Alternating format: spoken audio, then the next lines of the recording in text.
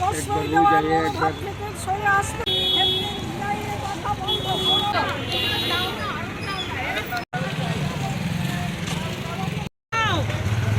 রঞ্জন এদিকে জানালো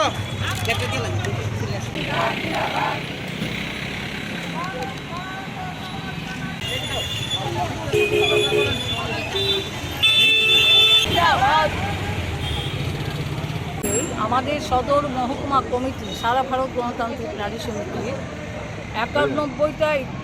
ইউনিট সম্মেলন ইতিমধ্যেই আমরা সমাপ্ত করে আমাদের আগরতলা শহরে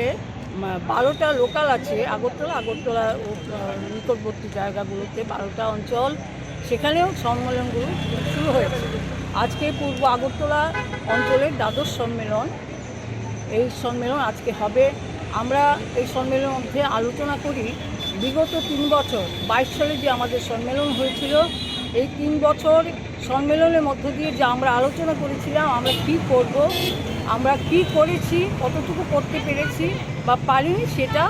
এখানে আলোচনা হবে। এবং আগামী দিনে আমাদের রাজ্যে এবং দেশের মধ্যে যে সংকট অন্ধকার ঘনিয়ে এসেছে, নারীদের উপর, যুবকদের উপর, ছাত্র, কৃষক, শ্রমিক সমস্ত অংশের মানুষের উপর যে আক্রমণ নামিয়ে এনেছে এবং আমাদের রাজ্যে প্রতিদিন নারীরা নিরাপত্তাহীন হয়ে পড়ছে এবং নেশার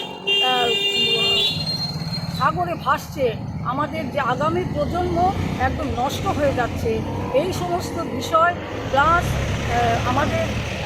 রাজ্যে প্রতিদিন জিনিসপত্রের দাম বাড়ছে, রান্নার গ্যাস, মহিলারা রান্না করতে গেলেই রান্নার গ্যাসের প্রয়োজন হয়,